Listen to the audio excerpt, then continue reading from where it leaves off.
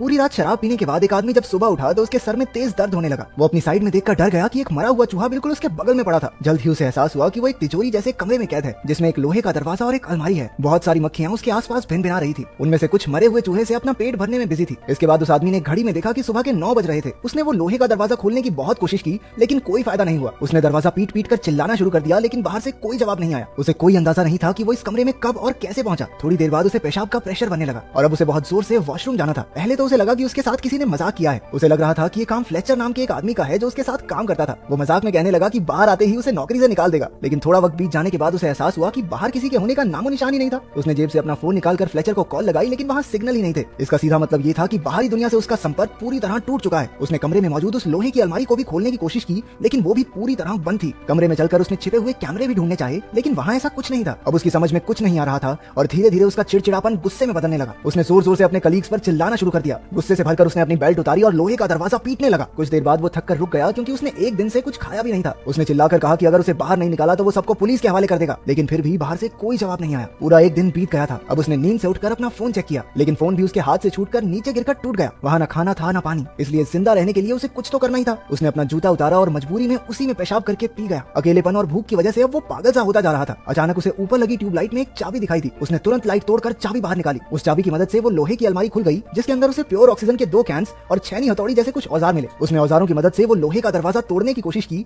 लेकिन दरवाजे पर एक खरोंच तक नहीं आई। वो वेल्डिंग मशीन के जरिए दरवाजे को जलाने लगा लेकिन उसे उसका इस्तेमाल नहीं करना आता था। वेल्डिंग गन की आग देखकर उसे एक आइडिया आया। उसने आग का इस्तेमाल करके फायर अलार्म को ट्रिगर करने का प्लान बनाया जिससे उसे थोड़ा पानी नसीब हो जाए। लेकिन बदकिस्मती से वो अलार्म नकली निकला। इसके बाद उसने छेनी हथौड़ी से दरवाजे का ताला तोड़ने का प्लान बनाया लेकिन वो दरवाजा इतना मजबूत था कि उसे तो दया तक न तोड़ पाए। भूख और प्यास से बेहद परेशान होकर वो डिप्रेशन में जाने लगा। उसने अपना गुस्सा निकालने के लिए अलमारी को जोर जोर से पीटना शुरू कर दिया लेकिन कुछ देर बाद वो फिर से शांत होकर बैठ गया। तभी उसे दीवार में एक छेद दिखाई दिया। वो तुरंत छेनी हथौड़ी लेकर उसे तोड़ने लगा। वो वहाँ सुरंग बनाकर बाहर निकलने की फिराक में था। धीरे धीरे कमरे में ऑक्सीजन का स्तर कम हो रहा था इसलिए उसने प्योर ऑक्सीजन ले ली लेकिन फिर उसके शरीर में ऑक्सीजन की मात्रा बढ़ जाने से उसे चक्कर आने लगे। उसने ऑक्सीजन कैन बंद किया और उसकी नजर उस मरे हुए चूहे पर लगे कुछ कीड़ों पर पड़ी। अब जिंदा रहने के लिए उसे बियर ग्रिल्स बन के वो कीड़े मकोड़े भी खाने पड़े। पेट पूजा के बाद उसने सुरंग बनाने का काम जारी रखा। काफी मेहनत के बाद उसने वो छेद बड़ा कर दिया और उसे दीवार के अंदर मौजूद लोहे के सरिये दिखाई देने लगे। उसने वेल्डिंग गन की मदद से वो सरिये काटे और दीवार को तोड़ना जारी रखा। कुछ ही देर में वहाँ से रोशनी आने लगी जिसे देखकर वो खुशी से झूम उठा। अब छेद इतना बड़ा हो चुका था कि वो उससे बाहर निकल जाए लेकिन जैसे ही वो उस दीवार के उस पार गया उसके पैरों तले जमीन खिसक गई। वो बाहर की दुनिया में नहीं बल्कि वैसे ही एक और कमरे में आ चुका था। उसकी सारी मेहनत बर्बाद हो गई थी। वो निराश होकर पागलों की तरह लोहे का दरवाजा पीटने लगा। थोड़ी देर बाद शांत होकर उसने इधर उधर नजर दौड़ाई। कमरे के एक कोने में एक लाल रंग का ताबूत रखा था। उसने ध्यान से ताबूत का ढक्कन हटाया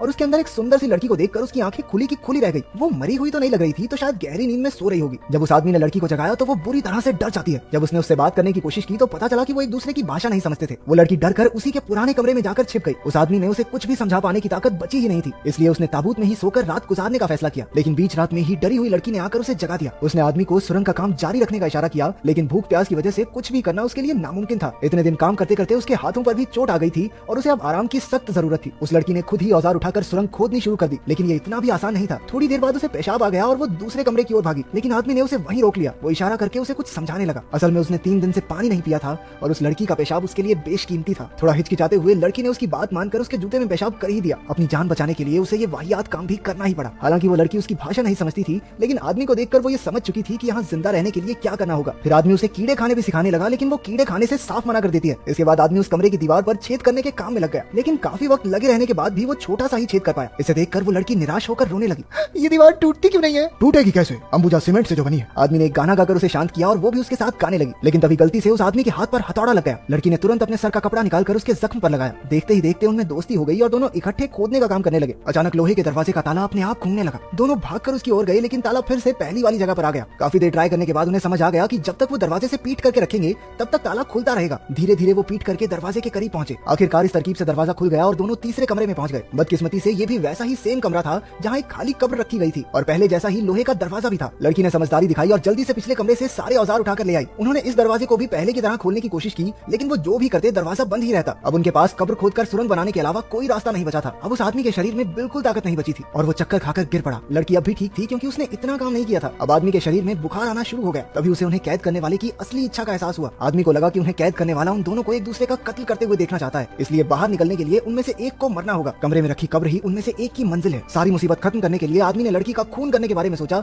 लेकिन वो ऐसा कर नहीं पाया। अब उसकी जिंदा रहने की सारी उम्मीद और इच्छा खत्म हो चुकी थी इसलिए उसने खुद को ही कब्र में लेटा लिया और मौत का इंतजार करने लगा। लड़की ने उसे थप्पड़ और घुसे मारकर जगाए रखने की कोशिश की, हालांकि आदमी में कोई हलचल नहीं हुई। उसने आदमी को कब्र से बाहर निकाला और उसे जमीन पर लेटाकर सुलाने लगी। अब वो भी सबसे तंग आ गई थी, इसलिए वो दरवाजे पर जाकर चिल्लाने लगती है, लेकिन बाहर से चूं तक की आवाज नहीं आई। अब उसे भी कोई रास्ता नहीं दिख रहा था। आखिरकार उसने अपने आंसुओं से आदमी की प्यास बुझाई। अगर वो मर गया तो वो भी ज्यादा देर तक बच नहीं पाएगी। कुछ देर बाद उसने अपने कपड़े उतारने शुरू कर दिए। बेहोशी की हालत में भी आदमी को समझ आ गया कि वो क्या कर रही है। लड़की के छूने से वो भी हल्का हल्का जागता रहा। जैसे तैसे लड़की ने पूरी रात उसे जगाए रखा। कुछ देर बाद दोनों थक कर जमीन पर सो गए। थोड़ी देर बाद जब आदमी की आंख खुली तो उसने देखा कि लड़की उसके पास ही सो रही थी। रेंगते हुए वो दूसरे कमरे तक गया और ताबूत से कपड़ा निकालकर उसने लड़की को उड़ा दिया। इसके बाद वो कमजोरी से एक बार फिर बेहोश हो गया। अभी उसे ताले के घूमने की आवाज सुनाई दी। दोनों तुरंत उठ गए और पिछली बार की तरह इस बार भी दोनों ने दरवाजे की तरफ पीठ करके आगे बढ़ना शुरू किया। अब आदमी इतना ज्यादा कमजोर हो चुका था कि खुद से चल भी नहीं पा रहा था। लड़की किसी तरह उसे सहारा देकर अपने साथ दरवाजे तक ले जाती है। अचानक इस बार दरवाजा खुल गया और एक बेहद खूबसूरत नजारा उनकी आंखों के सामने आया। लोहे के दरवाजे के बाहर की दुनिया किसी स्वर्ग से कम नहीं थी। चारों ओर बेहद सुंदर झरने, पक्षी और फूल फैले हुए थे। इतना सुंदर नजारा उन्होंने आज तक नहीं देखा था। दोनों ने एक दूसरे की ओर देखा और खुशी से मुस्कुराने लगे। इतनी मुश्किल